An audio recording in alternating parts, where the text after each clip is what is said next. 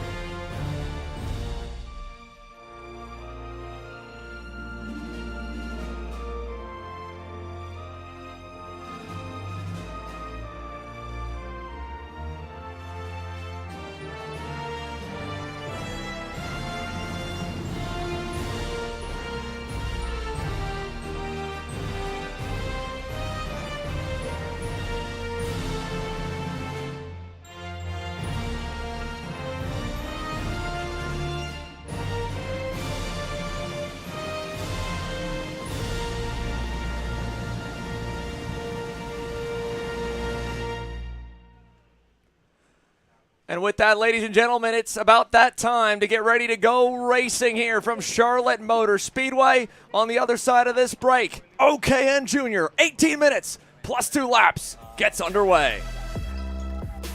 Paulie Massimino wins in KA. Paulie Massimino is a winner in OKN Stars. Take your driving to the next level with one-on-one coaching from 2024 OKN Stars champion, Paulie Massimino. Kart rental options are available if you'd like to keep yours at home, and drivers in all classes are welcome. From Briggs 206 to Mini to KA100 and X30. With in-depth data analysis, onboard video footage review, and lead follow on-track sessions, each private coaching session will see you end as a more complete driver than when you started. Book your coaching session now.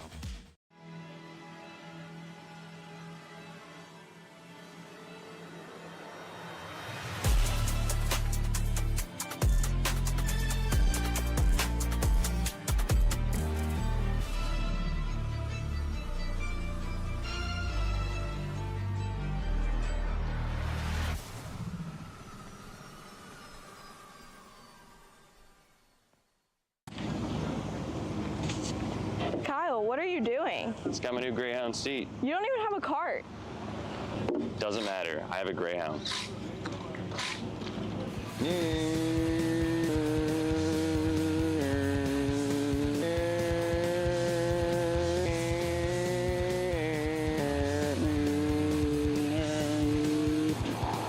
the f is Kyle Cuthbertson? Doesn't even have a go-kart. Doesn't matter.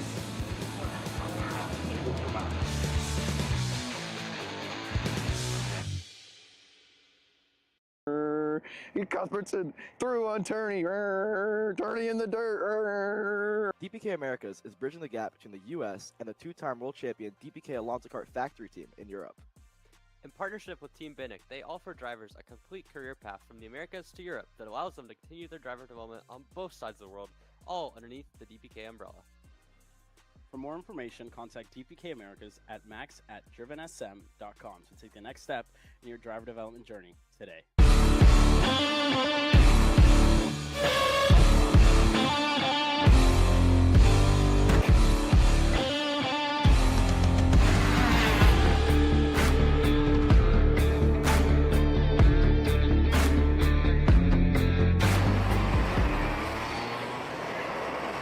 engines are up and away. OKN Jr. firing off the start-finish line straight away. And we'll get ready to let them loose. 22 drivers in total as the mechanics begin to clear the racetrack. And we do as well. Let's take you through your starting grid for the first of your 3 main events here in the Mazda Motorsports Pro Show. Travis Pettit getting ready to lead your field to green here. He has had a wonderful weekend to this point. Marco Salmon and Max Weiland will be getting ready to join him. Although we've got an issue here for the 117 of Arthur Barbe trying to refire here on the outlap, and I think, well, his day will end a little bit early. We'll get down to him, though. Travis Pettit will start on the front row alongside Marco Salmon, Weiland, and onwards, and they're already ready to go green, gearing up for another start. Here we go, Tristan Murphy on the outside, or on the inside. Travis Pettit on the outside. OKN-J, green flag in the air. We're racing here at Charlotte Motor Speedway. And off the bat, a little bit of contact, but the first main is green here. 18 minutes plus 2 laps. And we'll bring them up for you as they get to full song onto the back straightaway for the very first time. My name's Xander Clemens, alongside me, Justin Prince. And Justin, we're ready for these main events to kick things off here. Tristan Murphy with a great start as they fight for third. Max Weiland down the inside. He'll take over that spot away from Marco Salmon. And Travis Pettit on the TB kart continues to apply some heat here to young Tristan Murphy on that Ryan Perry Motorsport Tony kart. Seemed pretty clear, though, on the signals that he wants to try and make this a breakaway. Try and make this a 2-kart runaway and make it less variables. Try and reduce the amount of variables they have to deal with this field throughout this day, rather than deal with the entire pack swarmed up next to you. So far, Murphy seems like he's comfortable with that plan, obviously, as Pettit just tries to push his kart forward in that second spot. Weiland, though, has the speed to close up, it looks like. Marco Salmon able to get back around Max Weiland, and meanwhile, we're checking in the middle of the pack because Cole Medeiros, along with John Antonino Jr. and Ashton Woon, are 3 of the fastest drivers here this weekend.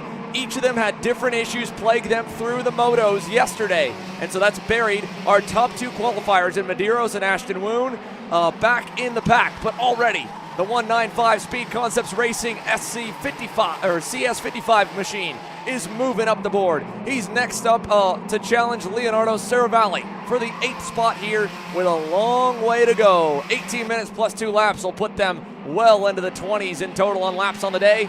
And Marco Salmon is going to take the most of the cold tires and low air pressure for this long run by taking over second from Travis Pettit.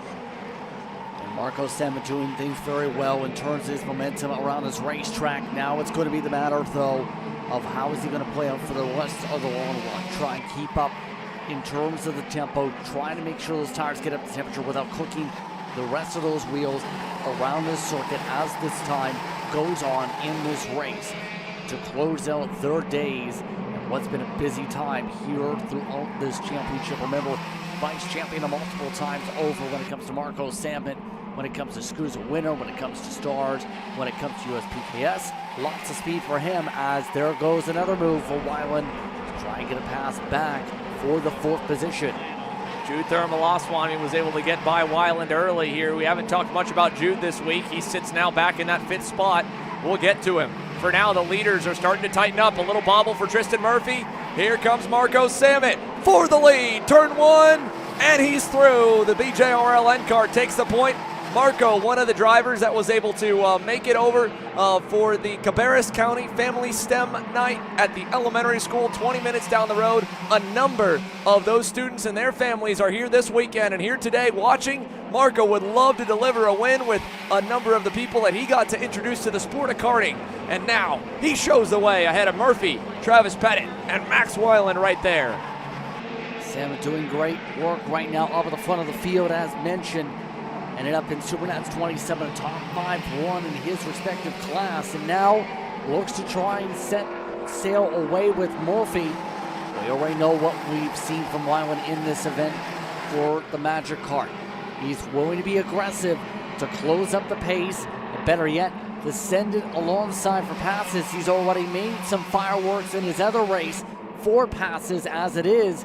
Just trying to chip away at the gap right now. Needs to close up 3-4 kart lanes.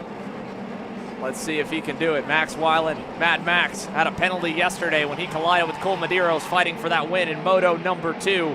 But look how close the field is here right off the bat. I mean, this is a tightly packed bunch. And now the fastest two are going at it. Cole Medeiros working his way up the board, but then losing a spot in the process to Katowski. He'll take that one right back down in turn number 1. Easily said on that move, easily done on that pass for Medeiros. Not a great run for Katowski. He just got ran over, slowing down all of a sudden out of turn 4, heading towards turn 5. Still able to hold on as that's kind of bottlenecked everyone behind. Ashton Woon is the kart to watch for, though, throughout this. Remember, have his issue one of the motos that put him into a 12-place starting spot. So far, so solid. He's been able to move up a fair bit throughout this field. Max Weiland now the next one to take over second as Tristan Murphy falls backwards and Marco Samet begins to build the lead just a little bit more. 4/10 at the line. Travis Pettit still lurking there on that TV kart from second on the grid. Murphy from the pole, but a little bit of a rougher go coming out of turn 4 is going to put him vulnerable on the backstretch. Let's see if he can make up for it with a decent launch onto that straightaway. He'll get an okay one. Keep an eye as well on Cole Medeiros. That REM Cosmics front bumper does look crushed in. Did that pushback bumper deploy. That is one part of the automatic penalty system that this sport has. That if you take too much contact or too much force applied to the front bumper by running into the back of someone or just misjudging a gap or off the start, if it pushes forward into a drop-down position or pushed back position, hence the name, you will get an automatic penalty. However, again, that is protestable, so the race results we'll see unofficial, and from what I can tell, I think although it's crushed in, Justin, I think he may be okay, and that just the air went out of the bumper. You'll see many of the teams trying to do everything they can to avoid receiving a pushback bumper deployment penalty, and I think he might still have a shot at this. But ahead of him, though, Max Weiland's got a great shot as he's closing in on Marco Samet for the lead. A 3-pack with Tristan Murphy at the back of it now. Pass for 4th. Cole Medeiros has got another one. He's gotten by Travis Pettit.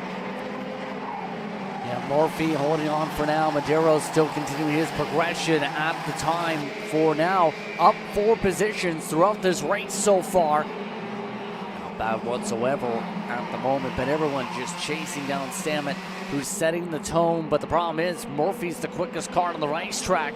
Just trying to push Weiland on forward. They were a 1/10 of a second quicker last time by. Looking to close up a little bit more here.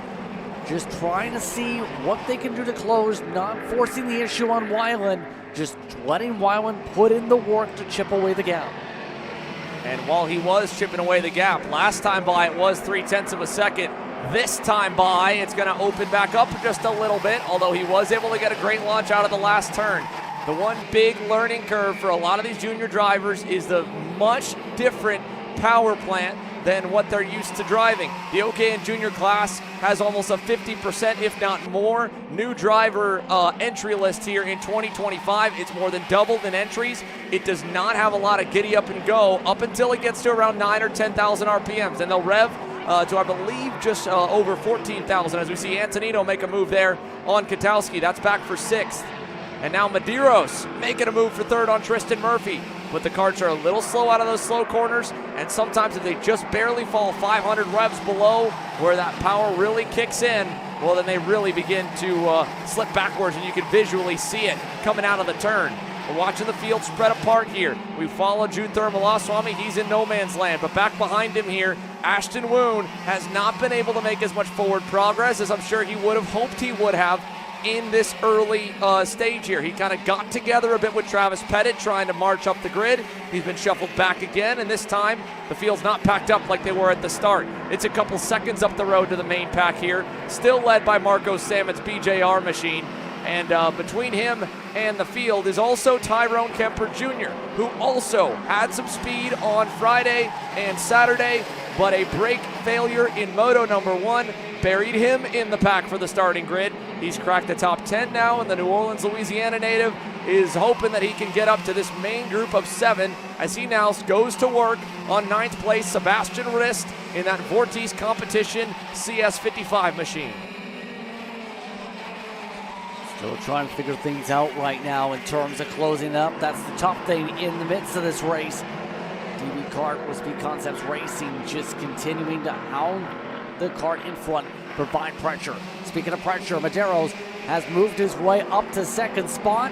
Again, he keeps on putting up fast flying lap times. Last time by, a 1/10 of a second quicker than the leader despite a pass. So he is moving forward at a rapid pace. There is one kart we have to talk about, though, that's even faster. John Antonino, he's fourth in line right now. He set the fastest lap of the race. He was quicker than the leader, 2/10 last time by the 193 machine. We've seen him fast in both of his classes today, and now is all over the back end of Wyland for third spot. It's a game of guessing for us in production. Which happens first? It's going to be the fight for third. Antonino gets through on Wyland back at turn 14. Move him another spot forward. He has already made up a ton of spots. 9 positions gained for John Antonino Jr., the newly signed factory driver for Kart Republic, with a split schedule of American and European races here on tap for 2025 and beyond. He's been one of the most highly scouted talents since his mini stars days, or Swift stars if you will, in the 8 to 12-year-old age bracket. And now, in that red and black MPG machine, he's going to get really close to the lead here. New leader, Cole Medeiros. Canada takes the point now, and Racing Edge Motorsports with the 107 purple and chrome machine leading once again here at Charlotte, but his first lap's led in the main, although Samet wants it back, and he'll take it down in turn 1. Marco Samet back to the lead. Antonino slips by for second. No issue for Antonino, just able to drive to the open door once again as it opened up fast. This is now going to be where Antonino, I think, really sets up these corner runs. Here he goes. Great run down for the back straightaway. Easily done on that pass because of that good quarter diamond exit. So now John Antonino Jr. takes command of this main here as we have passed the halfway point. 18 minutes plus 2 laps. Now we're down to 7 plus 2 to go, and Marco Samet's getting swarmed. Cole Medeiros gets by. He's going to fend off Max Wyland. There's a look down at John Antonino Sr. and Chase Jones, team owner for MPG Motorsports, watching their young man lead the way and try to build a gap. It's already up to half a second as Buddy has gone through to the lead. The 193 showing the way. Back to Medeiros, back to Samet and crew as they rocket down the back straightaway. Antonino was absolutely blistering quick right now. Medeiros had the faster lap last time, but Antonino is still the most consistent on the racetrack when it comes to raw speed right now for this long run. Everybody else has to take note, see what they can actually do to close up this gap right now. But Samet's gone the wrong direction for comparison's sake. His tempo fallen off by 4/10 last time by compared to the rest of the leaders. That whole entire train for third on back just does not have the same pace as that top 2 it does right now on the circuit. Watching Max Wyland roll through the back chicane. Big run coming towards Marco Samet's rear bumper here. And still on his heels. Over to turn number 10. He'll look to the inside. Not quite there yet. Tristan Murphy also a little bit of a fade here in terms of the raw speed as this race has drug on. And that's going to have the drivers behind nipping at the heels to go. Big move for Nico Katowski. He gets by for that 6th position on Travis Pettit. And the Trinity Karting Group, Birol Art USA crew now can follow Nico towards the top 5. Let's see if he can get back up to Murphy. He lost about 3 or 4 car lengths with that pass. And still up front, John Antonino Jr. is trying to pound the laps away. He has put in a lap that time that added to the gap back to Cole Medeiros. The fight for third still on. Marco Samet under fire. Wyland nearly there, not there in 10. Not there right now, not there until the second to last corner through 14 either. Just riding on behind and biding his time is all he can really do. Because if he bides his time not enough, he starts to battle all sorts of places. That opens up the door for Murphy yet again, and they're not going to catch up to these top 2 karts. Mind you, they need to close up 1 second just to have a shot back at second position. And Medeiros is setting his personal best lap times. Same for Antonino, who's picked up even more pace into the 1s again.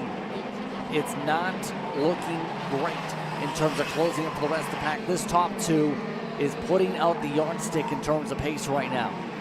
Big diver down the inside in the last turn. Wyland again hit the curb, lost momentum. Samet will hold, but he's going to have his momentum broken. Here comes Wyland in 1. He'll slide it through, and so will Tristan Murphy. He gets a 2-for-1 special down in the first 2 corners. Did I not just say that if you pass too much or battle too much, you're going to open up the door for Murphy? And just open up the door for Murphy wide open to take away that spot. Now it's going to be the question mark of, does Murphy have pull-away speed in this pack? Right now, I don't think so, because Wyland's already closed up almost all the time lost from that pass attempt alone. It's just going to be where these battles fare out for the podium. More shuffling in the pack, yet again a pass. It's a moving leapfrog forward once again. 192 Katowski, top 5. Will it last? 7. Get the pass back. Oh, big move right back on him. Nico Katowski with a heads-up pass there in turn number 3. Haven't seen that move much this weekend. And the TKG Bureau Art rolls on, said that's enough. I'm not wasting any more time. Into the top 5 up front. A pass ahead as well for 3rd. Tristan Murphy. Max Wyland going at it now on the run to turn number 10. They're door to door. Murphy will hold on an over-under. Slam back that door to make sure there isn't a run back, but that's exactly what I was talking about. Opens the door again into the curbing. This time Wyland sent Murphy just about wide with him to be able to close the pass, but open the door back for Murphy to leapfrog forward. Here comes Katowski, just jumping through all the open doors. Nico Katowski doing everything he can to try and get himself up and onto the box right now. Big dive move, contact almost, and Murphy goes way wide. And Katowski wide as well with marbles on the tires. Here comes Travis Pettit trying to get into it as well. Tyrone Kemper Jr. going to take advantage. So will Drew Thurmalaswamy. Both of them now able to get into this mix here in the midfield. Pettit with a little bumper to Katowski there at 10 and 11. No change. Back to Max Wyland, Marco Samet. They inherit 3rd and 4th now. 5th still for Katowski. 6th Pettit. 7th. Back now, Jude Thurmalaswamy into the picture in the 191 SCR Signs Machine. Yeah, down to under 2 minutes. Mind you, on this clock, this race is zipped on by. 23 laps turned in this one. Encino Maderos have pulled away from everybody here by 5 seconds. That's how rapid they've been all throughout this race. Take a look at the replay. Once again, a little bit of contact forces them wide, and then, as mentioned, Katowski's shallow line didn't have a good line in the first place, hit some of the marbles, and ends up costing him some spots. On the run to the S's now, Travis Pettit under fire. Here comes Jude Thurmalaswamy closing in there on the Speed Concepts Racing black, white, and red colors. The lime green TB car to Travis Pettit has had a couple close calls. Speaking of close calls, things are tightening up at the front. Keep an eye on that gap as we keep an eye further back. A big diver from Thurmalaswamy on Pettit. He's through. The 191 picks up another one. P6 now. Good pass for that machine to be able to make it quick. Question mark is going to be what's going to happen with Thurmalaswamy again on the pass attempt. Has the compadre in the pack, and Murphy making some swap arounds. About 3 laps to work with based on the time there by a couple seconds.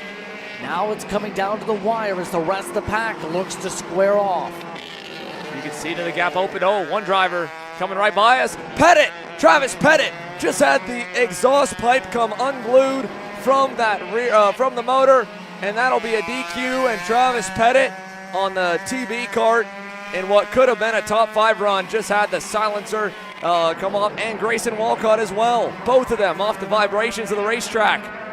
Now just hanging on with a very loud sound to their right ear. Extremely loud. You can hear it from outside as well. A fair bit of distance. Still coming around for the final couple laps here. A bobble that time for the 191. Opens up the door. Slide by Murphy. Had to back out of it. Just got the door slammed. Shot by Thurmalaswamy in that fight. Jude Thurmalaswamy and Tristan Murphy here fighting for that 6th spot just outside the top 5. Murphy with a run. Thurmalaswamy trying to drive him down. He can't do anything about it. Murphy will get the spot away at the end of the backstretch. And now on the run over to turns 10 and 11. Here we go with a move for Sebastian Rist on the Vortice competition entry. He gets by. Oh, and into the dirt. Off and into the dirt. Dirt tracking it through the grass. Turn 14. He'll send it deep. Over under from Thurmalaswamy. He'll get back by. Final time around, mind you, here for OKN Jr. Just like that. Oh, it's Thurmalaswamy. Look at Thurmalaswamy's pipe. That's the one that's fully come undone. The 191. It may be petted as well, but for sure it is thermal loss on me. That pipe's completely disconnected. Meanwhile, John Antonino Jr., fully signed by Kart Republic Factory and only a limited American schedule, will round that final turn. He'll pick up double-digit spots, and he will score the OKN-J win in Charlotte. A stellar performance for Antonino in this field. How about that charge? Set the tempo. He went up 12 spots on the way to the checkered flag. As the rest of the field crosses the line, Pettit able to get ninth over Thurmaswamy to round out the top 10. But Antonino putting on a stellar drive. Here's a look at the results, unofficial of course. Antonino over Medeiros, Wyland in third, Marco Salmon in fourth, Nico Kitelski the top 5 with Murphy, Kemper Jr., Riss, Pettit, Thurmaswamy the top 10. Jose Schwartmer in 11th. Ashton Woon did not get anywhere in the long run, finishing in 12th. Trempko in the 13th spot as more exhaust pipes litter the racetrack. The celebration is on for the 193 of John Antonino. He gets ready to celebrate.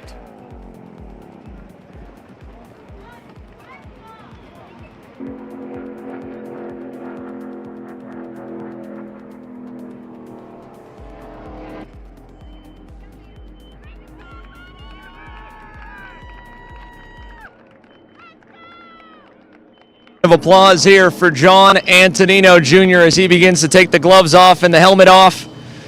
That was a heck of a drive. You had to come from way back in that main event. The MPG boys, they are obviously stoked with you here on the fence line. You got a lot of supporters and you got a very busy calendar. Newly signed as an official Kart Republic factory driver. That comes with a whole lot. It also comes with, I'm sure, a lot of pressure to perform. And you start this main out of the spotlight, you drive into it. How'd you do it? I don't know. It was crazy. I didn't expect to get through the field that fast. I mean, there was like a couple of bobbles towards the beginning of the race, and the lead group kind of broke away, but I got my head down and pushed toward them. Talk to me about what it's like here. You got a huge crowd that was able to cheer. You could probably hear them as you were coming to the line. What's it like here to win at Charlotte Motor Speedway, America's home for races? It's got to feel awesome. Yeah, I mean, thank you for coming out, everybody. It was really fun. Yeah. All right, and finally, John, who would you like to thank for making it all happen for you? Eric Jones, Kart Sport, MPG, Chase Jones, my mechanic, my dad, Minus 273, 557, Group A, and everybody else who supports me. All right, everyone, fans, let them hear it. John Antonino Jr., your OKN Junior main event winner.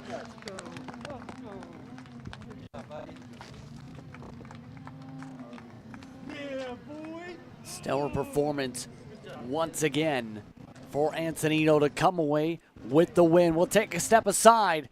More coverage coming up right after the corner. Brandon, why are there all these charges for just over $200? I'm tired of all this branding business, okay? Branding this, branding that. Why are there all these expenses on AKR over $200? We know, okay? Take a walk with me. At Shop AKR, they have everything you need to start racing at a very cheap and affordable price. They have MXC rims, they got chains, electrical stands, tilt seats, they got MXCs. And if you didn't know, on top of that, any purchase in the continental US over $200, that's free shipping. Hey, aren't you supposed to be in the AKR Anonymous meeting over there? Dude, I'm doing a commercial. Dude, we have no time. It's about to start. Stop. We all love Shop AKR. Me? More than others.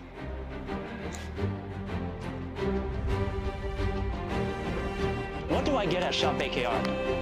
MXC rims.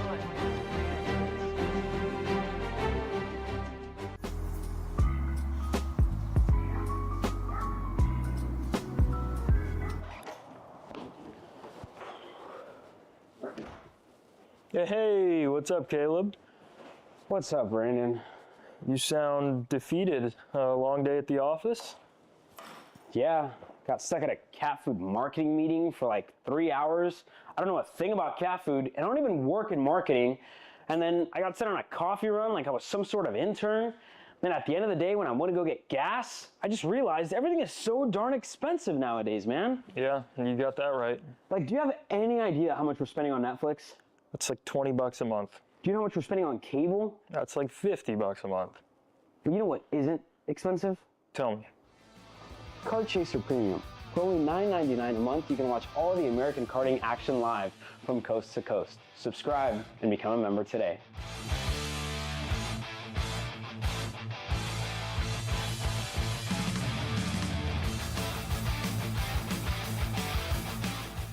The K1 Circuit Semi-Pro League. This is a competitive race series with 2 classes. Junior Series for those who are under the age of 18, and the Senior Series for those who are 18 or older. If you think you have what it takes, come out and prove your skills on League Night. Both schedules are live on the K1 Circuit website. Your Kart Chaser live feed will resume shortly.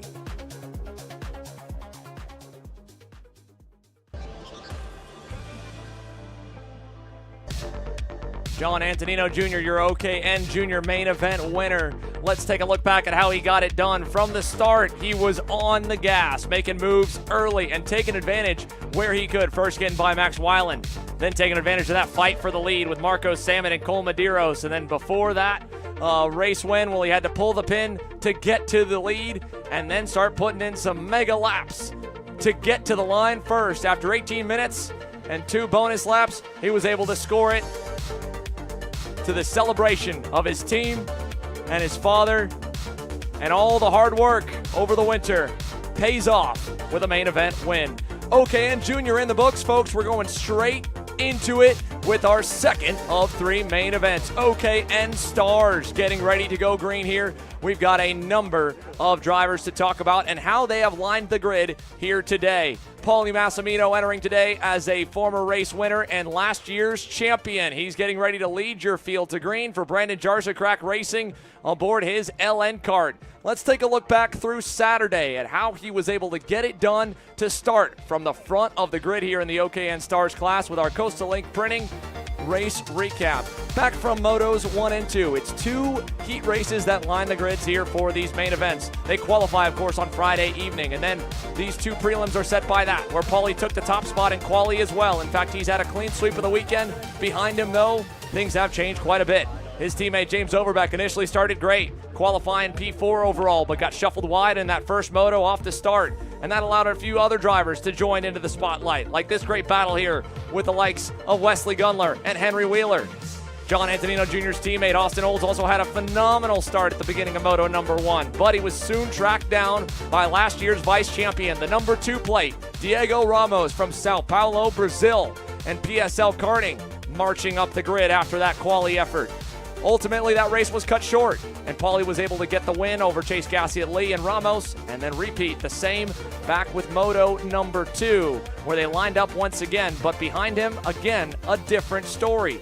Chase Gassiet Lee, a little bit of a worse start this time, but he tried to make up for it, ripping the high side, and while the first Moto had a clean start, the second one less so. Down the inside, off the bat, Paulie Massimino had to go to war because Chase, the rookie, only 14 years old, just turned 15 for Coastal Link Printing, took the fight to the reigning series champ and last year's winner, and he tried to shuffle him back to the best of his ability. But James Overbeck was there. He was able to bring the fight to the 31, and while the 48 got away, the number 40 eventually was able to get by Chase Gassiet Lee, starting with this over-under move here, coming out of turns 8, 9, and 10.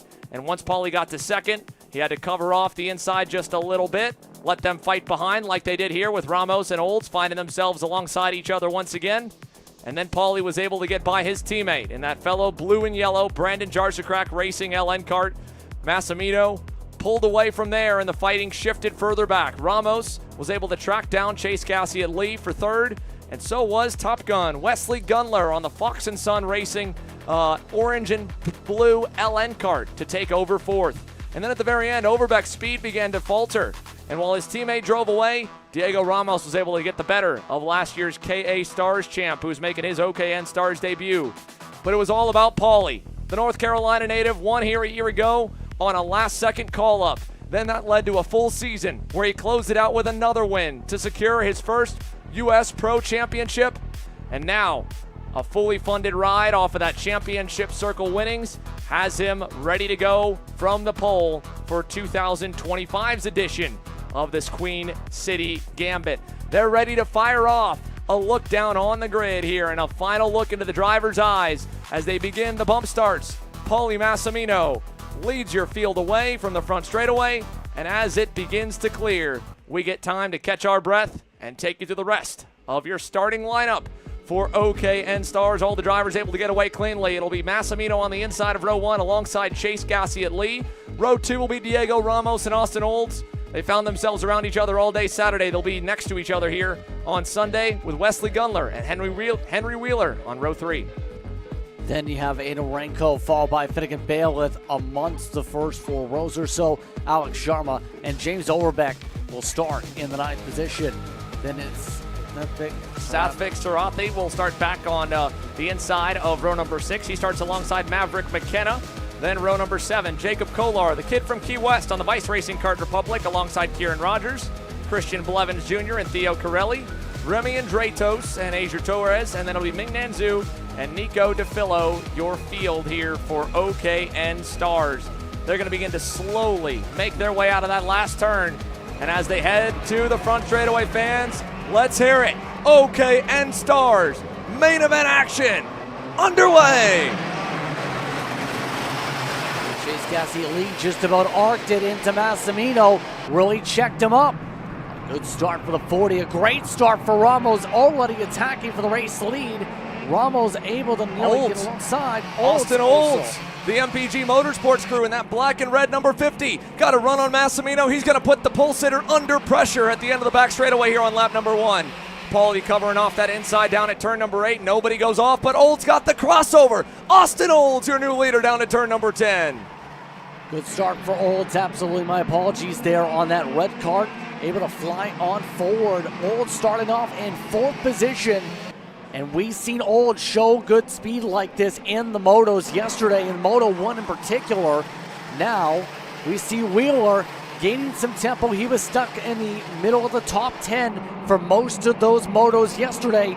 Now looks to be looking solid in the early going as Massimino for the first time isn't pulling away and now has to fight to have a shot up front. Oh, speaking of fighting, third is not done yet. Chase Gassie at Lee, wheel to wheel with Henry Wheeler as they run down the hill to turn 10. He's going to give him the bumper. He'll move him all the way up the racetrack, and Ramos slips by. Diego gets through. Here's Finnegan Bailiff now to the bumper of Gassie at Lee, who drives into the side of Ramos as well. And more contact. Overbeck able to get around Wheeler. James Overbeck now into the mix here as they go down to turn 1. And Gassie at Lee using that chrome horn has really pushed them all backwards now. 2 seconds away from Massimino and Austin Olds at the end of lap number 2.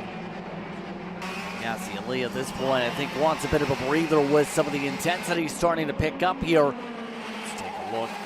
This is how Austin was able to get it done. Paulie Massimino, no grip on the bottom side. Now, though, putting the heat on. Olds blocking low, over under by the champ. Paulie Massimino retakes the lead. Austin Olds back to fight here into the last turn. He's going to send it right on him. Crossover move out of 14, not going to happen. Austin Olds holds the lead now as the MPG crew gets back up on their feet again. What a weekend it could be if they could sweep the OKN classes, but he's got pressure. Massimino catches him off guard there. Turn 3, lap number 3. The number 40 takes over. They get the switch back, and again, Massimino rather, still pulling off away. Paulie looking to set the tone at the moment to see, can he start to set away? Remember, 2+ seconds in each of his motos before the ends of those respective races.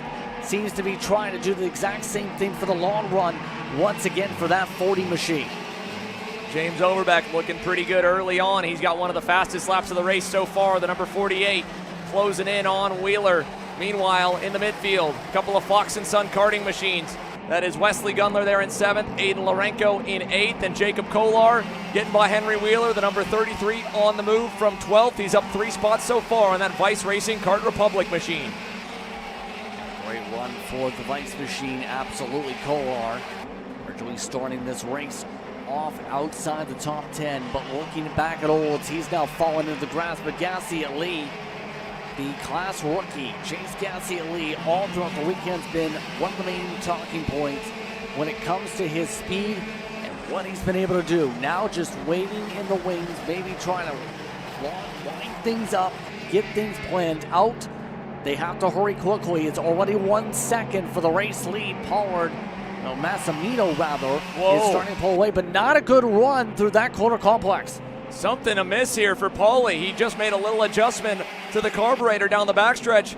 I think your leader's in trouble. 1 second ahead at the line. Old's now trying to take advantage here as the BJRL Kart backs up into the field, and now we've got 5 of them in the lead pack. Here comes Olds trying to take advantage.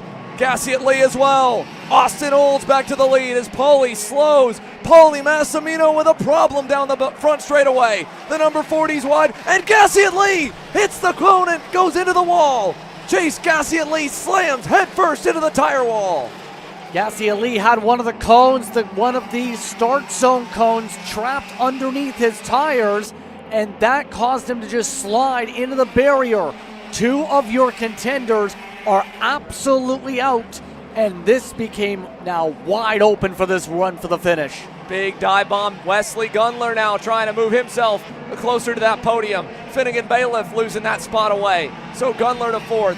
And the opportunity for Brandon Jarchakrak Racing to repeat from 1 year ago rests on the shoulders of their KA superstar. Turn 125 now superstar. James Overbeck in 3rd.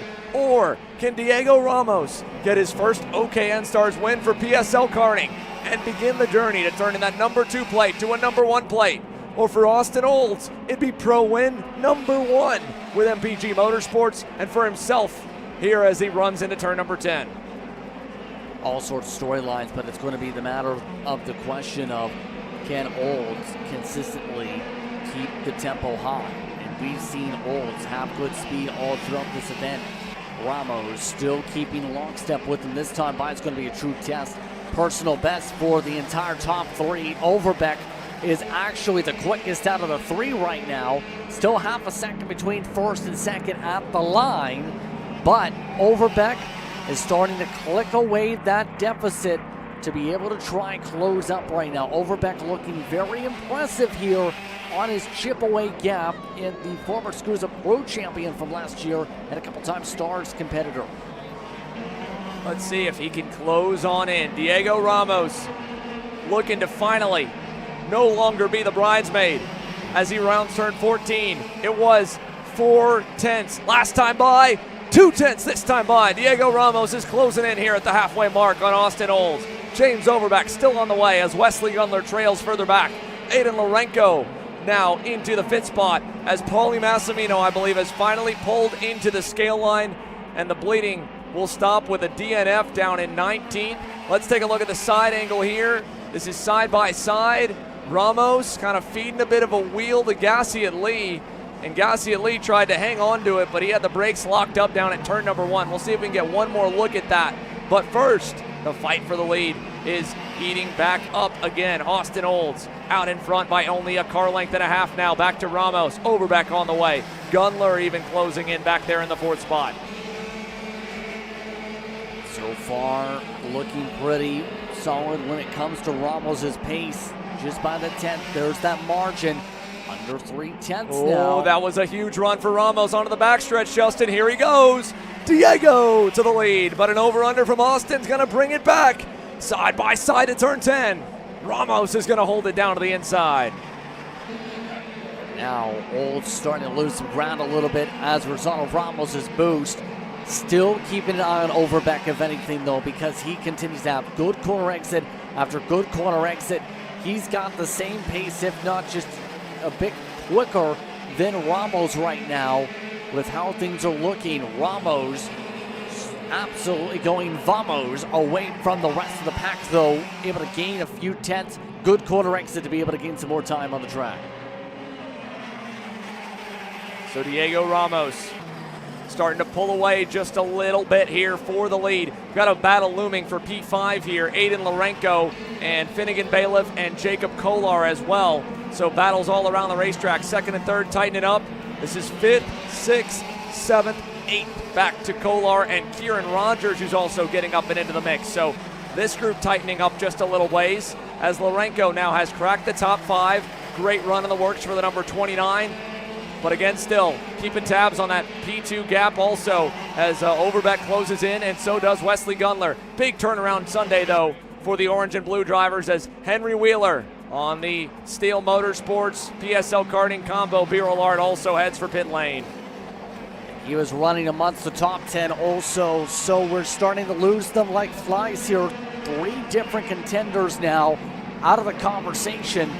We still have 9 minutes to work with on the track here, but looking at Overbeck, his competition speed with the various classes, multiple championships in multiple different series. Right now, just running, flying lap times. Last time by, though, lost more time on the track by 0.2 of a second, going the wrong direction. He needs to figure out something quickly if he wants to keep up with the 2, because Ramos is starting to check out a little bit and pull away from Olds & Company with his personal best lap times in the 40.5s. Big stuff for Diego Ramos here if he can pull this one off. He's got to still withstand a whole lot left. 10 minutes in, 8 minutes plus 2 laps to go. Austin Olds losing ground to the race leader, James Overbeck, kind of stuck in that bubble about 2 or 3 tenths away. He was as fast or faster than Ramos moments earlier, but now the number 48 has started to fall back. And here comes Wesley Gunler in the number 46 getting into frame. So it's Ramos with the lead now for PSL karting. Yes, so far, it's looking like it's going to be one of those types of races with how things are settling out, that starting to get the calling for the storm. Ramos sending personal best, but the others in the pack looking at Lourenco. Finnegan Bailiff, haven't mentioned Finnegan Bailiff so far in this race today. He's been very quiet, as I believe we heard that Polly may have blew a reed, if I heard that correctly. Indeed. That is a part in the engine there that sits right in front of the motor where the carburetor connects into it. And if you blow one or even crack one slightly, you'll start to quickly lose power. That was exactly what happened for Paulie Massimino, just a slow burn of losing horsepower, losing straight line speed, until eventually he said, yeah, that's it. We got nothing left. He faded all the way outside the top 10. There was nothing that he was going to be able to salvage out of it. So Massimino into the pit lane now, out, and will start his championship chase, his championship defense, with a 19th place provisional results here from Charlotte, North Carolina. It's a heartbreaker for sure, but it opens the window of opportunity for James Overbeck to step up, for Austin Olds to hang on, for Diego Ramos to maybe take a ton of points off the table here with a main event win against the driver who he followed all the way down to the final lap of the final race last year for the title and just couldn't quite get around him. Look at this though, Overbeck closing in to the inside, and he's got it. Olds not able to quite cross over. They're wheel to wheel. Austin's gonna clear himself. He'll hold the inside back down to 1. Bit of a slide there. Overbeck up and over the curbing. Here comes Gunler around the outside. Wesley Gunler gets onto the podium there in 3rd as Overbeck fades back. Now, we saw the contact earlier in this race between the PSL machines of Diego Ramos, Henry Wheeler, and Chase Gassiet Lee and the like. Let's go down and hear from Chase himself. Alex. Thanks, Xander Chase. Ultimately, we saw the cone stuck to your front nose cone, but how did that all unfold? Yeah, I guess me and Diego had a little contact before earlier on in the race. I guess he just didn't like it, and I just on the straightaway just completely just drove into me into the cone. Almost tried to put me in the wall. It's kind of unfair. I think the refs are looking into it, but it's a little unfair in my opinion. Thanks, Chase. Chase Gassiet Lee, a weekend that started with a lot of promise, now finds himself on the sidelines. Let's take a look back at what he was referencing here with 5 minutes plus 2 laps to go. Austin Olds getting hunted down by Wesley Gunler, 2 drivers that have never stood on an OKN Stars podium before, and the 46 closes into half a car length away. Now through turn 10, turn 11, still 5 minutes plus 2 laps remaining. James Overbeck, from what looked to be the speed to maybe go to the lead and the win. Here's that side angle. You see Ramos gets the run, and coming onto the straightaway, takes Chase Gassiet Lee. Smoke coming off the side pod. Gassiet Lee trying to hang on to it, but then the brake zone came up too quick, and he went straight off and into the tire wall. But that, of course, that story began on the opening lap when things were a bit rough and tumble between the PSL driver and that blue Nash Motorsports and Coastal Metal EOS kart. 4.5 minutes plus 2 laps. Here's the fight for second. Wesley Gunler gets through. Overbeck able to get by as well, and Austin Olds, he moves himself back onto the podium positions, trying to take advantage. Gunler covers low. It's going to back them all up. 4 minutes plus 2 laps remaining. Ramos still getting away out front, and a big block from Gunler now as Overbeck stays glued to the rear. I think Overbeck actually hit him in the rear end, trying to go a little bit deep into that corner. Got checked up on the corner exit of that mix. So now it's getting all bundled up and lined up amongst these drivers. It looks like Overbeck just getting boxed on in as Ramos goes off and away from everybody as they continue to scrap it out for second. Yeah, the gap to the lead is huge right now here from first back to P2. 3.5 minutes plus 2 laps to go. Still Wesley Gunler up front. Overbeck, Olds, Diego Ramos' lead, holding station, and then another 4 seconds back from them. You can see how big the margin is from your leader back to this fight for second. No shot they're going to be able to get there without some major catastrophe for the Brazilian. But even still, Ramos' pace over this weekend has slowly improved. I would not have been surprised to see him track down Paulie Massimino had that BJR number 40 stayed running at full song. Unfortunately, we were robbed of that battle. And now, this one has taken its place. The fight for second and the fight for the end of the top 5. Aiden Lorenko, Finnegan Bailiff, Jacob Kolar has gone around Kieran Rogers. He's going to go up for the move on Finnegan Bailiff. Kolar is by. The kid from Key West from outside the top 10.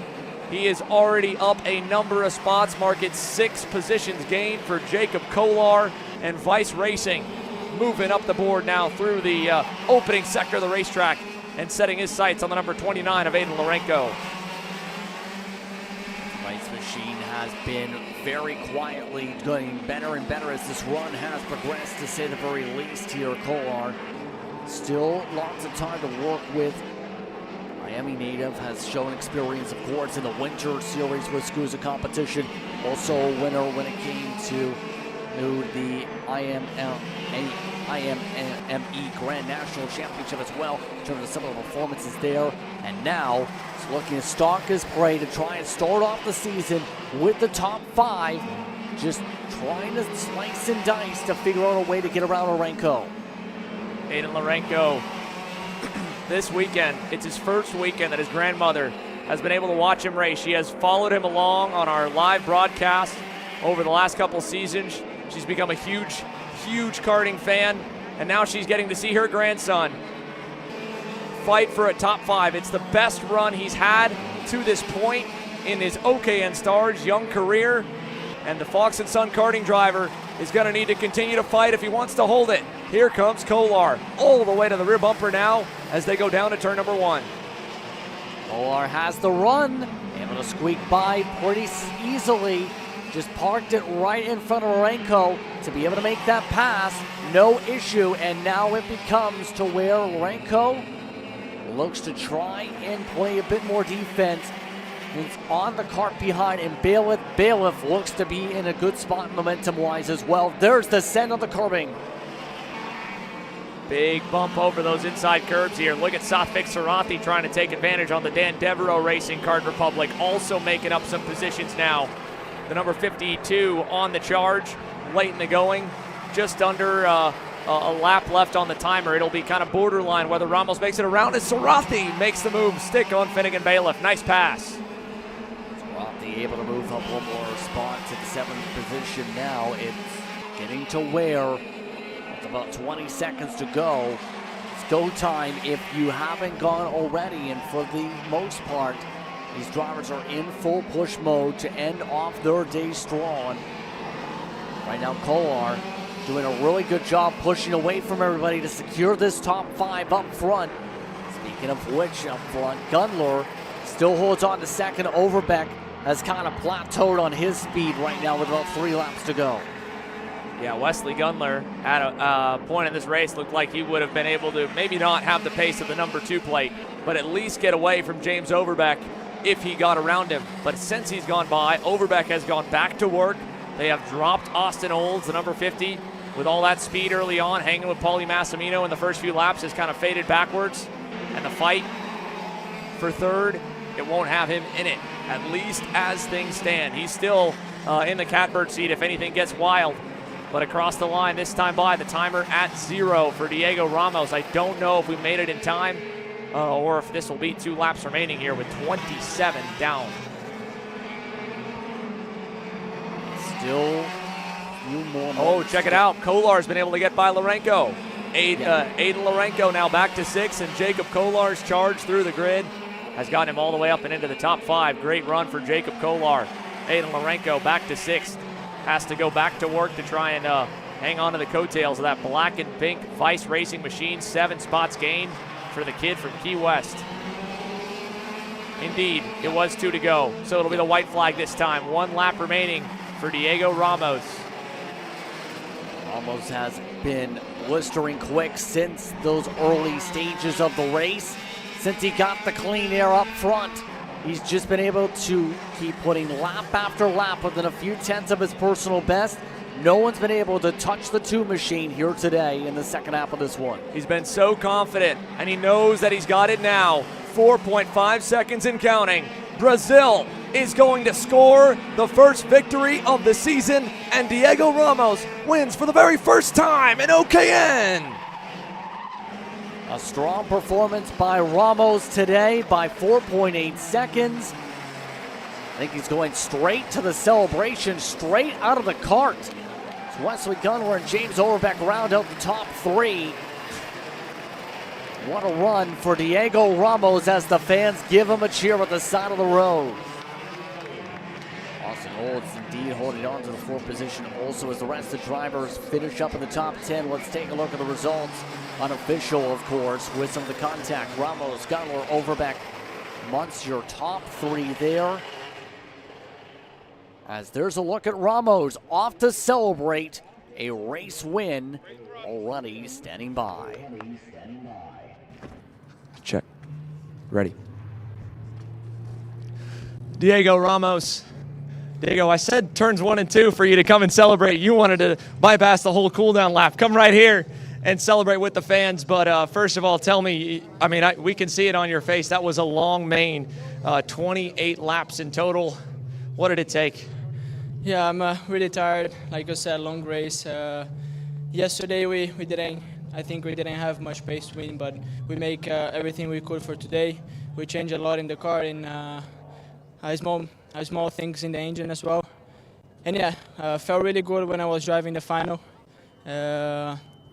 Just feel good driving. Talk to me about what it means here to be able to pull this one off as well. You know, last year, so close all season, so many podiums, so many close calls. You end up with the 2 plate, the vice champ on that last race. And now, to start the new year, you win round 1. Yeah, feeling really, really good. Like I said, I think last year we lose the championship by 1 point. And now it's like that's so close. And not really happy with what happened with Massimino. I think I saw that he slowed down. I think I had the pace to battle with him that one. But yeah, really happy with the results. The team is doing a great job. I think we developed really good the program, and we see. I think we're gonna be looking better for the next ones. Talk to me as well. I have to ask about it. Obviously, you and Chase Gassie at Lee got together a little bit there at the opening couple of laps. What's your take on all that? I mean, I think I was inside. I leave him a bit of space. I don't know if he drove off track and then he's a little bit. But yeah, he passed me, I think, in the beginning, and then I was a bit faster than him in the end. He overtook I think the second guy there. Went a bit slower, get off a bit slower off the corners, and I just had the momentum, and I think was my turn there, and yeah. Diego, obviously, you got a lot of fans here. A big cheer when you're able to win. Fans, let them hear it here. Diego Ramos, your main event winner in OKN Stars. Congratulations, Diego. Thank you. Once again, ladies and gentlemen, PSL Karting's Diego Ramos victorious here in OKN Stars. Justin will send it up to you to see how he got it done. Indeed, in just a moment, why don't we send it over to Alex Searle? He's standing by on the other side of the racetrack. Thank you, Justin. Here with the runner-up in OKN Stars, Wesley. What a grueling race, a brutal race in terms of just heat, length of the race, 28 laps. Got to be the longest race you've ever done. Kind of walk me through it. I mean, I was trying to play it safe on the start and had a little moment. We went like 3 wide there, and I popped up. But I knew it was a long race. Just had to stay calm and collect myself and get back in the groove, and went well. You had a really good fight with Overbeck, Olds, and even Diego Ramos at some points. Kind of walk me through that middle portion of the race and what it took to get the P2. I mean, with it being such a long race, as you said, tire saving is really important. So having to take care of your tires, it helped me in the end there get P2.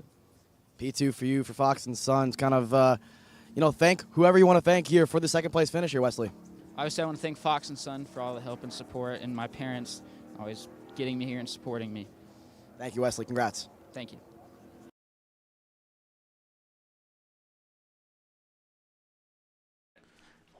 Now let's take a look at how things were in that race. Close ring recap as the field battled it out early on from the start. It was Massimino Pollard that had to battle with a hard-charging Austin Olds. After starting off in the 4th position, back and forth they went. Amongst the two of them, Pollard, Massimino was able to cross things up, but Olds kept up the pressure. Back and forth, back and forth. Massimino and Olds went throughout the early stages. It looked like those two were going to be the tone setters, while Chase Gassiet-Lee was busy battling aggressively with Wheeler. Wheeler just about pushed off and out of the way in the battle with Ramos, but Gassiet-Lee responded with a send back on Ramos, sending off into the grass. Meanwhile, moments later, the top 3 looked to steady out, but Massimino started to slow things down a bit as the run progressed. Opened the door for Olds. Problem with the reeds. Sees the 40 slip back quickly. All while in that same corner complex, Ramos with a squeeze with Chase Gassiet-Lee. Gassiet-Lee takes one of the start zone cones, misses the braking zone, and slides into the tire barrier in the 31 machine. That sees him slip back. So a chaotic situation for 2 of your contenders for the race win. Speaking of the win, Ramos able to slip by the 50 machine. They went side by side for a moment, but after this pass, Ramos was able to set sail and go vamos.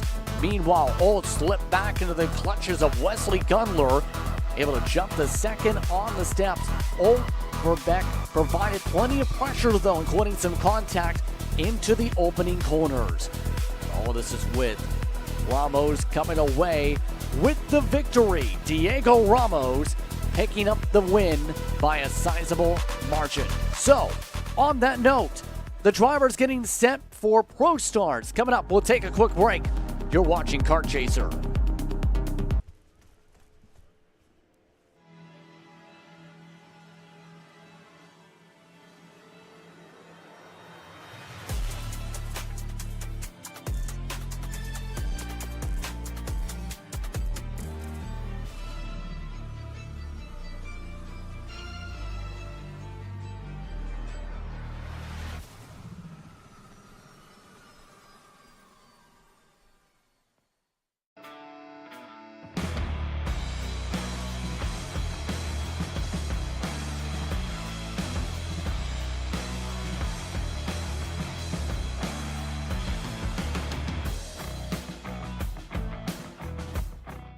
You ready to get behind the wheel? From Formula One to NASCAR and IndyCar, all the pros start here.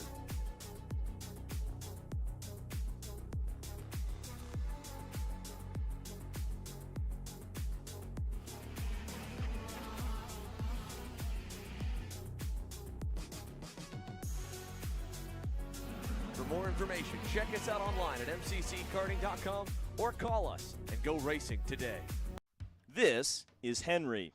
Henry feels sad. Henry feels sad because it's time for his next big race and his go-kart is in bits. Henry doesn't know that Acceleration Kart Racing is the United States' #1 shop for all of your karting equipment needs. Henry also doesn't know that Acceleration Kart Racing can deliver anything from tires to race suits and even wheels directly to your front door or to the racetrack itself, quickly and efficiently, with tech support available 6 days a week. Poor Henry doesn't even know that Acceleration Kart Racing offers free shipping to mainland USA on selected product if you spend $200 or more. Do yourself a favor. Go to accelerationkarting.com and make sure that you are never left stuck on the pre-grid with Henry. Be smart and don't be like Henry.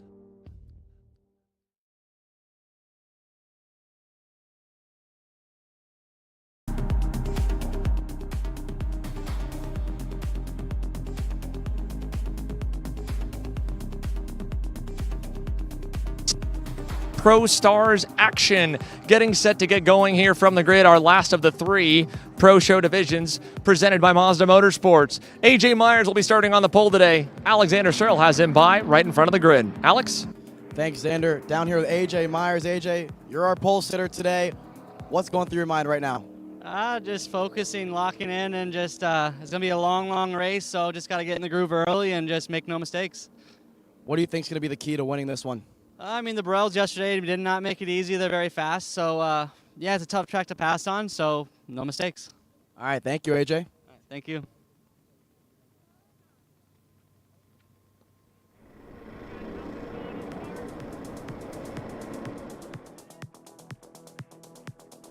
Take a look at the Coastal Ink printing recap. As these drivers get ready to go, they had a busy Saturday of racing action. AJ Myers having to hold back a lot of fierce, hungry race carts all throughout the day, including Morgado, and in particular, Jay Irwin comes to mind. Early stages of the race, near contact sees the 3 machine of Gavin Bailey check things up, open up some opportunities for some passes in the mid-pack in the early stages of some of the racing action. But remember, these 2 up front, at least to start the motos, continue the back and forth. Irwin doing train spots with Myers time in, time out as they battled up at the front. This still allowed eventually the 2 of them to square off and away for at least another 3-4 sparring matches before things went out of control. Irwin blowing a motor, ends up not finishing Moto 1. That's the reason he'll be starting as a result in 10th position in today's final. Ended up talking to his father afterwards as well by the fencing. Meanwhile, some of the air drivers that look strong, Justin White putting on some stellar speed in the midst of his performances in some of the battles. Also looking solid, for a moment at least, was the 286, able to drift his way and slide his way to battle Quinn amongst one of your top 5 starters for today. But it was AJ Myers in the first of the motos that put on the finishing touches. Close up with the race win. Race number 2, jump start situation for one of the karts, but a much different situation for the drivers to deal with a lot of squabbling and many going wide to the opening corners. Still, all that was with AJ Myers trying to control things up at the very front of the field. Let's send it down to Xander down trackside once again here from Charlotte. Well, ladies and gentlemen, it's about that time. You can see the drivers are strapped and ready, and I'm down here with my good buddy Lincoln. Lincoln is 6 years old, and he is going to have the ultimate honor to give the most famous words in motorsports. Lincoln, it's time. Driver, start your engines! It's time to fire off, ladies and gentlemen. Here we go.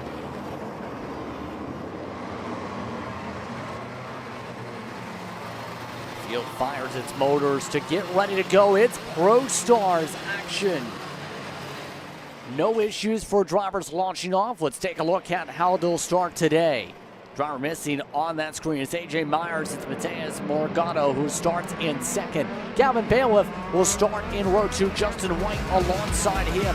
Ian Quinn, and alongside him will be Yonkel. Gage Corn is a driver to keep in mind. He was really good yesterday in terms of positioning for qualifying. Had to recover both races, though, for not good launches. He'll start alongside Anavea. Then it's Eli Fox, and Jay Irwin is one of the drivers to keep in mind amongst your top 10 starters here in this field. Charlie Steins and CJ Bowman.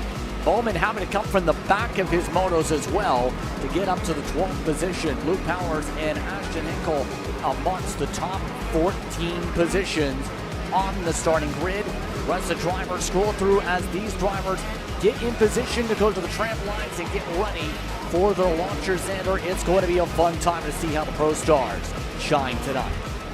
That's right, 18 minutes plus 2 laps. AJ Myers, Mateus Morgado, yesterday's Moto2 winner. Jay Irwin buried back in 10th. There is nothing quite like this. Oh no, we got a problem already. That is Frankie Ayadeve, I believe, on the outside of row 4, who has stalled. They're going to give him one chance to try and quickly refire, or they will have to send him to the rear and abort the start. Let's see what they opt to do. We're keeping our eye on AJ here. They're going to give it one more moment as we keep an eye on the lights. And we're good. Here we go. Pro Stars, AJ Myers, Mateus Morgado, the Queen City Gambit. The red lights are on, and away we go. Away with a good launch up at the front of the field. Myers trying to set things up, but not able to get as much of a launch as he needed. Morgado getting the better hold shot to the point. And now Myers will have to battle quickly if he wants to get a spar back to the front of the field. Jay Irwin already going right to work here with a good start as he locks in right behind Ian Quinn. And now the fastest karts in the Stars Championship Series. 6-speed gearboxes, front brakes, and a very busy right hand trying to pull the gears and then go push back down into the corner as they round turn 14 and head to the start-finish line. One down, 18 minutes plus 2 laps to go, and Ian Quinn is under fire as the GP karts go side by side. Charlie Steins, Eli Fox going at it back there at the edge of the top 10 for 9th. Just behind this duo, the Kiwi kid, Jay Irwin, trying to put the heat on early and make sure he doesn't waste any time working his way up the pack. Right behind his Chassis Alliance teammate Ian Quinn. He'll send it to the inside in turn 8. Quinn's going to get a little bit out of shape. No move yet here, and Irwin has to pull back into line. Oh, and Quinn a little bit wide there. Botched moves like that cost you valuable time here, Justin, and now Gage Corn is going to be able to close on in. Yeah, Irwin not going to be appreciating how long it's taken for him to make a move like that. It can only take so long before you potentially lose touch in terms of range to keep up with these karts on screen right now. Bailiff, Myers, Morgado amongst this lineup right now. The top 5, in fact, all grouped together within 1 second of coverage. But it's going to be where you need to set things up for the long run. It is a long race. More than 20 plus laps is talked about. If you don't set your tone and set yourself up for long-term success, it's going to be a long day if you fry these tires. AJ Myers probably already has felt like a bit of a long day with that engine grenading in morning warm-up. He went into this on a backup motor, and all he had to break it in on the racetrack was that outlap. He's under pressure already. Here comes Gavin Bailiff in the number 3 plate behind him. And as well, a great start for Justin White in the motos yesterday off that great qualifying effort that put the Maranello driver second overall. Well, now he went backwards then. He started back. Now he's up to the bumper of the podium, looking to try and get his way past Bailiff as we take a look back at some of the angles of that start and how Morgado on the clean side of the racetrack was able to get a mega hole shot over AJ. And he has held that lead since here. This time by the loop. It'll be 4 laps complete. And the fight remains on here for P3. Gavin Bailiff versus Justin White. Justin White just providing a ton of pressure to the 3 machine. We talked about him looking really solid yesterday. He in that Maranello amongst one of those who in the long run seem to get a bit more comfortable with that kart. As time has progressed, it looks like that team's karts have seemed to settle on down in terms of tempo, to say the very least. Right now the gap between second and third, 0.3 of a second last time by, as Bailiff starts to lose touch a bit with Myers as he separates. Oh, and here we go. More moves for Irwin. He wants to leapfrog, still cannot find a way around Quinn. Yeah, Jay Irwin trapped back there in that 7th position, and he's got the rookie Gage Korn bearing down on him. Gage Korn getting set to represent the United States this year in the FIA Karting Academy. It's a junior program that takes 1 to 2 representatives from every country who applies. Gage will be our U.S. representative, and they run for, I believe, 3 or 4 race weekends across Europe on spec karts, on spec engines. In fact, they rotate the engines in a lottery system, sometimes even mid-race weekend. And it's a program that has produced the likes of Connor Zilisch, now a NASCAR Cup Series driver and currently full-time in the NASCAR Xfinity Series as a Trackhouse Racing Development driver. And just a couple of years ago, he was here at the Charlotte Motor Speedway. He was here last year as well for the CKNA Spring Nationals. Gage Korn trying to follow in his footsteps, racing everything he can, and going up against the best here in Pro Stars. Although, looks like Jay Irwin's finally found a way past Ian Quinn, and now Gage, here's the test. He's got to start making some moves forward. Not quite able to pull the move off there in turn 10, and if he doesn't go, Charlie Steins on that Factory Fury GP kart is bearing down on him and will be ready to pounce here in just a matter of moments. All the while, Mateus Morgado's lead continues here at 0.6 of a second. Back to AJ Myers, Gavin Bailiff, and Justin White. The tough thing is it looks like they're even in terms of how they're handling the corners right now. It's going to be all about pressurizing the mistake. Force the driver ahead of you to slip up and make that mistake. Korn seems to be right now trying to just force himself alongside. As you see the 232 once again in front of Yokel. Steel Machine still riding on. Irwin already able to close up the gap rapidly. Setting up that arc, trying to get some slip on it to try and get to the inside. Couldn't get to the side-by-side, but will end at least in turn 1. Jay Irwin now up and into the top 5. The Kiwi kid who won here last year, only 16 years old. From down under, it's a long flight to get to the East Coast here in the United States. He got into town for the SCUSA Pro Tour 2 weeks ago. He performed there, finished 4th in the main, right on the heels of Morgado. And at this event, last year, he scored his first career U.S. Pro National win. He's since established himself as one of the best in pro shifter kart racing here in North America, and he's only been at it for a season and a half. Behind him, 2 more drivers who are really established now, the veterans Ian Quinn and Talon Yockel going at it. Quinn able to get that spot away from his teammate for the weekend as Charlie Steins gets by on Gage Korn. We mentioned earlier that if Gage couldn't get by Charlie, or couldn't get by Quinn, he was going to get swallowed up. And now he's back to that 9th spot. Here comes Irwin with another run. This time it's Justin White, P4. He'll get the job done easily down in turn number 8. Yeah, Irwin making it look like quick work, and at this rate, he might absolutely be in that conversation for the race lead. He called a shot that he expected to potentially have a shot to win yesterday, even with the motor issues. And he's kind of showcasing that he's got a kart that can go back-to-back here in the Queen City Gambit. That time after the pass, gaining 5 kart lengths already. The next karts, though, more than a second up the road to get up to Bailiff. It's still 3.2 seconds to get up to Morgado. It's going to be hard for him to get all the way up through the field to him, but he is flying. Last time by, to confirm, he put up a 40.6 on the track, one of the quickest laps on the circuit. And again, that was with a pass going offline. So let's see, now that he's gotten through the midfield, the podium is next. Gavin Bailiff, now a SCUSA Pro Tour main event winner. The number 3 plate for the Stars Championship Series as well, a multi-time podium finisher here. Behind Irwin, though, it's heating up again. Quinn back to the inside and through on Justin White. And that whole pack has stacked up right behind the 286 for 6th place here. White still 7th, Yockel in 8th. Charlie Steins and Gage Korn at the end of it. Yockel now looking for a move on Justin White. Not quite there in turn number 8. He'll tuck back in line. As we keep our tab here on the midfield, looking at the gaps up front. 1.3 seconds as Morgado begins to open up the throttle over A.J. Myers.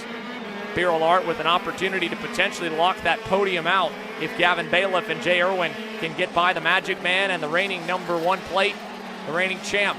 Here's Charlie. Big move inside. Got him. He gets by on Talon Yockel there. And Charlie Steins stunned the field 2 weeks ago, proving that it was not a fluke. It was not a one-off. This kid, he's got something special. And the development on that Factory Fury GP kart, well, it has got both he and Eli Fox nipping at the heels of a top 5 finish here, as now Eli goes to work on Korn. Fox with a run towards 10. Korn the same on Yockel. Nothing there. Talon will cover it off. Just trying to play some good defense right now. Does not want to allow the run built back up by Korn. But now Korn up for grabs, trying to fall on those tire tracks. Fox not in the right spot to do anything unless he gets a good switch like that. Trying to go for the up and under and got it to work. That was a little up tap with an over-under, but welcome to Pro Shifter Racing here. Gage Korn, a slick over-under move by Eli Fox. Back up front, Gavin Bailiff, last time by the loop, 6.5 tenths to gain to A.J. Myers, who is still just trying to hang on, and he has unfortunately found himself in a very similar situation to 2024. A contender, the driver to beat at the start of the weekend, winning a moto and watching a red go-kart drive away into the sunset. Mateus Morgado just added another 2 tenths to the margin. It is 1.7 seconds now, a huge lead for him. Jay Irwin is able to match the pace of Mateus, but having to fight through the field in the opening couple laps, he couldn't quite get through quick enough. He is closing in on Bailiff and Myers for second, but I don't know if he'll be able to reel the Brazilian in unless Morgado begins to fade towards the end of this main. Now, Justin White, Charlie Steins, the new focus here, the battle for 6. Charlie Steins already up 3 spots. Not quite close enough to make anything happen there in turn 14. He'll stay tucked in, and we put another lap in the books, this time by 15 laps down. Steins last time by was near even when it came to his pace with White. Looking like it's going to be arcing. Oh no, the 276 is off. Frankie Ayadavea off and in the infield. He obviously had an issue with the clutch lever or something else related to the motor being able to pop out of first gear. He was the one that stalled off the line. Now he finds himself in the middle of the racetrack here. 7 minutes plus 2 laps to go. 2 battles heating up here. Eli Fox, Gage Korn. He was able to get around him a moment ago. Now Gage is trying to put the work back on him. Eli's going to shut the door. Kid will have to back out of it. And Eli Fox hangs on and buys himself some space.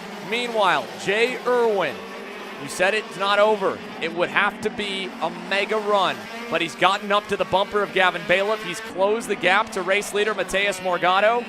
Can the Kiwi kid up the bar of the performance that he put on last year by driving up from the middle of the grid, from 10th on the grid, from row number 5 to make up ground? He still has a good amount of laps left. 2 tenths a lap, 3 tenths a lap. It'll be a long shot, and he'll have to quickly get through both Bailiff and Myers to pull this one off. Gavin knows the pressure's there, and while there is the chassis alliance, they both are gunning for the title, so he will not let his teammate through all too easily. I'd be very surprised if he made it anything but difficult for Jay. Just trying to swarm up some pressure right now to be able to keep his progression forward. Irwin. Oh, he's going to wave him by. He pointed him by. Gavin Bailiff realized how much quicker Irwin was. A surprise move, but he said, you know what? I want to keep AJ in my sights. I can't get to him. Maybe you can. Irwin onto the box now. I was about to say, he was getting held up there right before that situation, so don't blame him for that wave around in that situation. Now Irwin can focus on just driving the downside. He's closed up and lost around 3 tenths or so, trying to get around Bailiff in the first place. Now he needs another 7 tenths just to get up to A.J. Myers again and have a chance at the second step of the podium with about 5 minutes to work with. It's hard to quantify what Jay Irwin has had to overcome here to be able to just even race in the United States here. The long international flights from New Zealand here to this country. And he's been doing it since he was 14 years old. It's hard to imagine how he's able to juggle his studies in school how he's able to manage everything else that a typical teenager would. But at 16 years old, on Friday afternoon, halfway across the world, in a time zone that's the complete opposite, he unfortunately got one of the worst calls you can have. His grandfather had passed away, and he was set for some press coverage. He said, guys, I just need a day. He came back. He did interviews yesterday. He had one of the most roller coaster days possible with an engine grenading as he was hunting down this man, AJ Myers, for that Moto 1 win. And he put his head down. He locked back in, and he won Moto 2. And right now, while Mateus Morgado is well up the road, a second place at the end of this all is still going to be a major win. It'll be hardware that he's going to have to find a way to check onto that flight back home, and it might make that 14 or 16-hour plane ride just a little bit easier. He's 3 car lengths back from AJ Myers now, and the Magic Man knows it. He's not going to let him through like Gavin Bailiff did. AJ does not want to surrender any more points that he already has potentially conceded here to Mateus Morgado. How hard is he going to fight when Irwin gets there? He's only a car length back now. I think Irwin's going to fight extremely hard right now. He wants to go and wants to go immediately. We've seen him go back and forth near immediately on Myers yesterday alone in the Magic Man. Looking to try and see if he can pull off some magic defensively here. Irwin ready to go and ready to pounce here if he can get alongside. Seems to be trying to set this up for some good arcs for the back straightaway.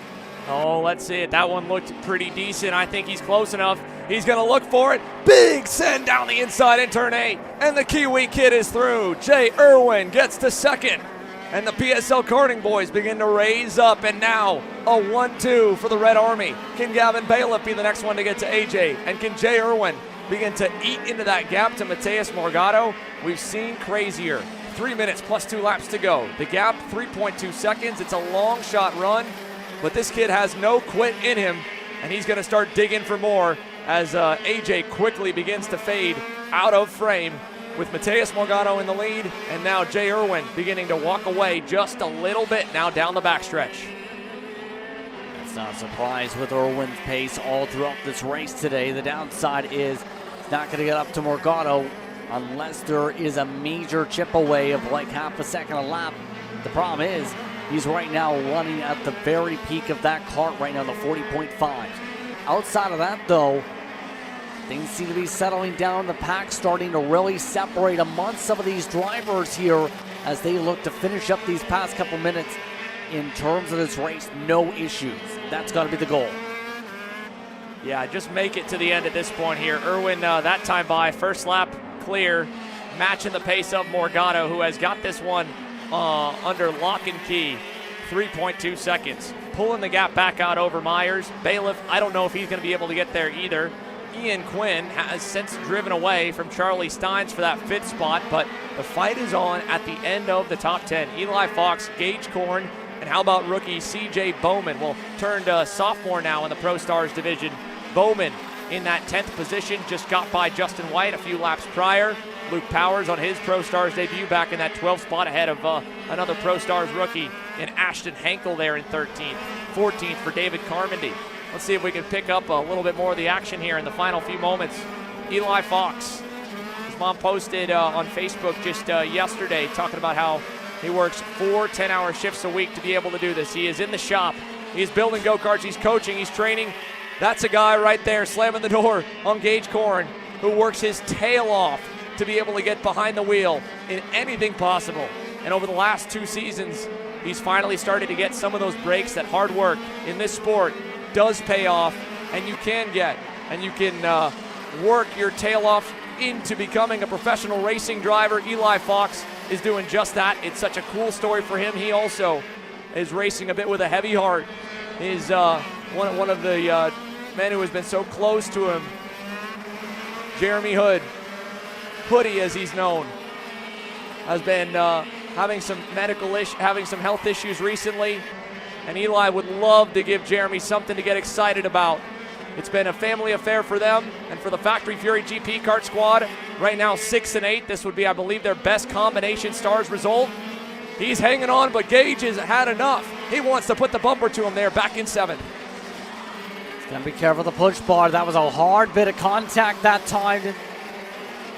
As that was a really big hit to the bumper. Again, no pushback and shifter, just got the correction in my ear. But regardless, that was a big shunt to the back end there. Oh, CJ, big move for Bowman there in the infield chicane. Gage going to try and cross him back up. Former teammates on the MPG Motorsports and Race Factory days. Now racing for Marinella USA and Magic Kart. Back and forth we go for these two young guns. Oh, a little too deep there, Gage. He barely hung on to it there in turn number 10. Two-wheeled it as well, and now his veteran teammate Justin White closes on up to try and pounce. He just about grip rolled it with how much momentum he carried into the corner. Now it's just going to be a fight to get the top 10. Bit of signals there, it looks like, with White. We'll see what they elect to do now amongst the two of them, with them settling on in these final 2 laps of this race. That's right, folks. Timer at 0. Less than 2 laps remain. Mateus Morgado trying to close this one out. His one of his best friends. They are basically brothers at this point. They have traveled the world from their home country in South America. Mateus, of course, has conquered the world as an FI World Champ. He conquered the SCUSA Pro Tour last year, and this year set for a full Stars campaign. His debut weekend, his first time ever with the series.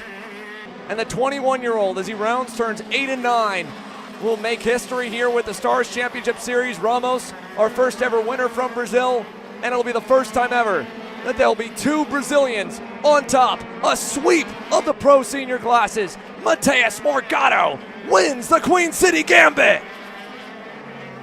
Jay Irwin second, and look at the run to the line. Myers hangs on, barely over Gavin Bailiff. What a run from Morgado. Be able to run away for the rest of the pack. And 1-2 for the Red Army in the midst of the celebration. Rolf Bailiff in the conversation too for TKG in the 4th position. AJ Myers in the Magic Kart in the 3rd spot. Ian Quinn in the 5th position. Charlie Steins in 6th. Yoko in 7th. Fox, Bowman, and Korn. Once your top 10 unofficially in the running order. White, Henkel.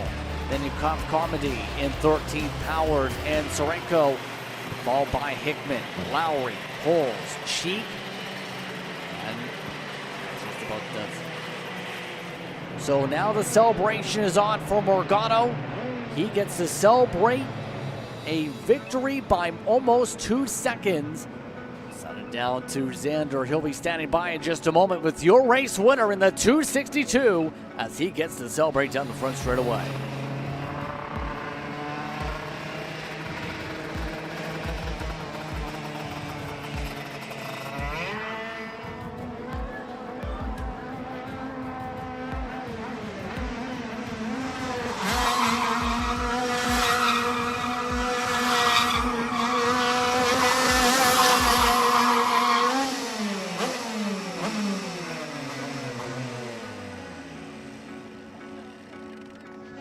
There's one rule at the Stars Championship Series, and that is if you win a gearbox class on Sunday, we do donuts. And Mateus Morgado just burned them down here in a dominant performance. That was a typical Mateus Morgado weekend here for you, buddy. Kind of rode under the radar, qualified 5th on Friday, continued to build. And then where did all this speed come from today? Because you had everybody covered. Well, great week. Can only start by thanking God. All my team, PSL, everyone that took part of this week. I mean, they are all amazing. We could prove today, we could prove this week. The package is very good, and I think with all the support of everyone, is making us all like grow more and be better every race. My last races, I was still to close some deals with some car stuff, and I was worried. I was not feeling good with myself. Now, thanks God, I have all solved, and I feel 110% again. And introducing yourself to the Stars Championship Series and our new audience here on property at Charlotte Motor Speedway. You and Diego have so similar stories, coming from Brazil, living here in the U.S., and for you really living out of a suitcase all around the world. What's it mean to be able to win at a place like this and your journey to this point? Well, it's amazing. I think it's the first time that I come to such an amazing place like this to see the NASCAR cars around. It's a great event, my first time racing the Stars. have to congratulate everyone from the event. I think it's a great event, and I've watched last year from home, and now I'm here racing and winning a final. That's so grateful. Congratulations, Mateus. Thank you. Crowd, let him hear it. Those were some awesome donuts. Give it up for Mateus Morgado. Alex, we'll send it on over to you. Thanks, Sander. Down here with your runner-up finisher, Jay. And I have to ask you, Jay, I mean, obviously, probably not the end result because you always want to win, right, knowing you, but Engine Grenades, Moto 1, you win Moto 2. You're racing with a heavy heart this weekend. How much does a podium mean to you? It's great. The second is never as good as a win, but this one's good.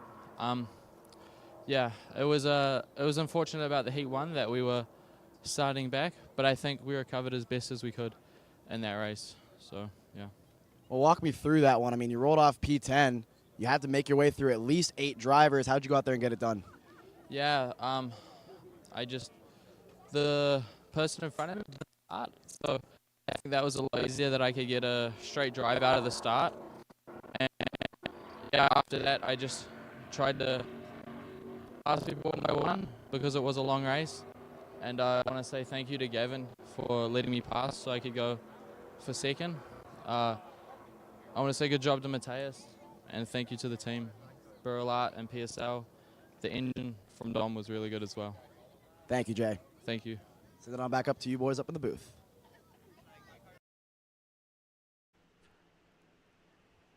Once again, good Morgado. So, good run once again. Let's send it back on trackside. Or rather, send it to Coastal Ink Printing Recap, should say. As let's take a look at some of the highlights for this one. Morgado, once one of the drivers looking for a great launch from the onset. Well, it was going to have to be to get around this man, the Magic Man, AJ Myers. Pull shot was perfect for the 262, able to clear by easily for the race lead right from the jump. To be able to hold on in front for the opening sector of the race. Then the rest of the field started to squabble it on out. This included the battling going on with drivers like Fox, with drivers like Steins, and many others. But it was Irwin who had to make his way through this field to be able to go ahead on this pack. He tried to go spot after spot, got up to Bailiff, started to lose some time there. Bailiff actually signaled eventually for him to go on through in this pack. He goes to the inside eventually after the signal, takes away the top 3, and then it's the focus to get to Myers. Myers opens up the door, and Irwin jumps on his way to the top spot to get through in that portion. Morgado in the very end, able to get ahead to hold on for the race victory. Let's send it down to Alex, why don't we, to hear some thoughts from the Magic Man. Thanks, Justin. AJ, I mean, you were pretty dominant, I would say, throughout most of the weekend. But again, just as last year, quick in the motos, not as quick in the main event. What do you think went wrong there? Yeah, just from the start, too much wheel spin off the line. I think the fact that it was a new tire this time added to the little bit of wheel spin. And then, yeah, just lack of pace there throughout. Mateus, I could hang for a little bit, and then it just slowly and methodically just inched it out. And Irwin, honestly, probably had the speed to win that race. It was unfortunate for him, and when he caught me from a mile back. So as we almost get run over here, yeah, but it was all I had, it's all the package had. So we just got some homework to do. This track didn't suit us last year. Honestly, this race was better than last year. We regroup, we go forward, and I expect better next time. Thanks, AJ. Yep, thank you guys. That'll conclude it for the Mazda Motorsports Pro Show section, folks. We'll take a quick break here. We'll be back exclusive to KC Premium members. Hopefully you follow us. KA Masters, the engines are fired. We'll be back after this.